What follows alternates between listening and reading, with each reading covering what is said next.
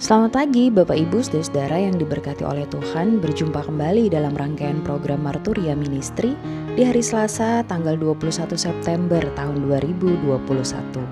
Hari ini kita bersukacita bersama dengan saudara-saudara yang merayakan hari ulang tahun pertambahan usia, secara khusus bagi Brenda Juanita M. Sidabutar, Caleb Alexander Putra Ten 5, Helena Mariani Butar-Butar, Ibu Dewi Sartika Panjaitan, Alvina Injili Seftiani, Ibu Emi Frida Manurung, dan juga Ibu Merlinda Sintuani Sinaga. Kami mengucapkan selamat ulang tahun. Tuhan Yesus memberkati saudara dalam pertambahan usia dengan harapan dan kerinduan akan masa depan yang pastinya jauh lebih baik. Kita juga bersukacita bersama dengan keluarga Bapak Heru Gunawan dan Ibu Emi Frida Manurung yang merayakan hari ulang tahun perkawinan. Kami mengucapkan selamat hari ulang tahun perkawinan. Tuhan Yesus memberkati rumah tangga Bapak dan Ibu sekalian. Mengawali hari baru anugerah Tuhan, Bapak Ibu saudara-saudara, marilah kita berdoa. Bapa kami yang bertahta dalam kerajaan surga, terima kasih karena kami diperkenankan untuk menapaki hari baru yang kami yakin penuh dengan anugerah Tuhan. Mengawali segala sesuatunya ada sabda kebenaran firman Tuhan yang akan kami baca dan renungkan bersama-sama. Tolonglah kami Tuhan Yesus untuk dapat memahami dan pada akhirnya memberlakukan isi kebenaran firman Tuhan. Dalam nama Tuhan Yesus kami berdoa. Amin. Bacaan firman Tuhan pada pagi hari ini terdapat dalam kitab Kisah Para Rasul pasal 17 ayat 29 sampai dengan 34 yang menyatakan, karena kita berasal dari keturunan Allah, kita tidak boleh berpikir bahwa keadaan ilahi sama seperti emas atau perak atau batu, ciptaan kesenian dan keahlian manusia.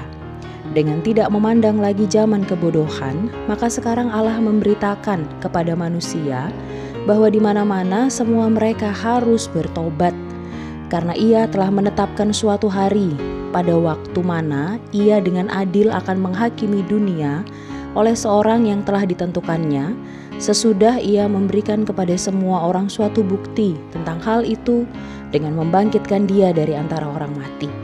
Ketika mereka mendengar tentang kebangkitan orang mati, maka ada yang mengejek, dan yang lain berkata, lain kali saja kami mendengar engkau berbicara tentang hal itu. Lalu Paulus pergi meninggalkan mereka. Tetapi beberapa orang laki-laki menggabungkan diri dengan dia dan menjadi percaya.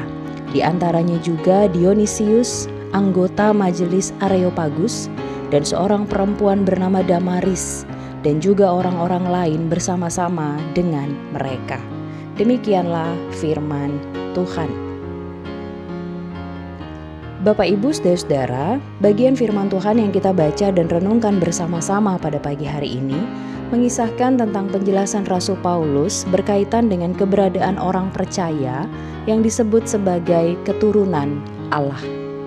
Beberapa hal yang berkaitan dengan kondisi orang percaya sebagai keturunan Allah antara lain. Yang pertama, tidak hanya berpikir sebatas emas, perak, atau batu, ciptaan kesenian dan keahlian manusia. Yang kedua, berbicara mengenai pertobatan sebagai gaya hidup keturunan Allah. Dua hal ini membawa kita pada sebuah pemahaman bahwa sebagai orang percaya, kita adalah keturunan Allah yang tidak seharusnya hanya berpikir tentang hal-hal duniawi, melainkan harus hidup dalam pertobatan. Bapak Ibu saudara-saudara, menjadi orang percaya yang disebut dengan keturunan Allah tentu bukanlah hal yang mudah. Namun, mari memberi diri untuk berproses dan dipimpin oleh Tuhan, sehingga kita senantiasa dimampukan untuk hidup dalam pertobatan. Yakini saja, di mana ada usaha dan keberserahan utuh kepada Tuhan, di situ pasti ada jalan. Tuhan Yesus memberkati kita sekalian. Amin.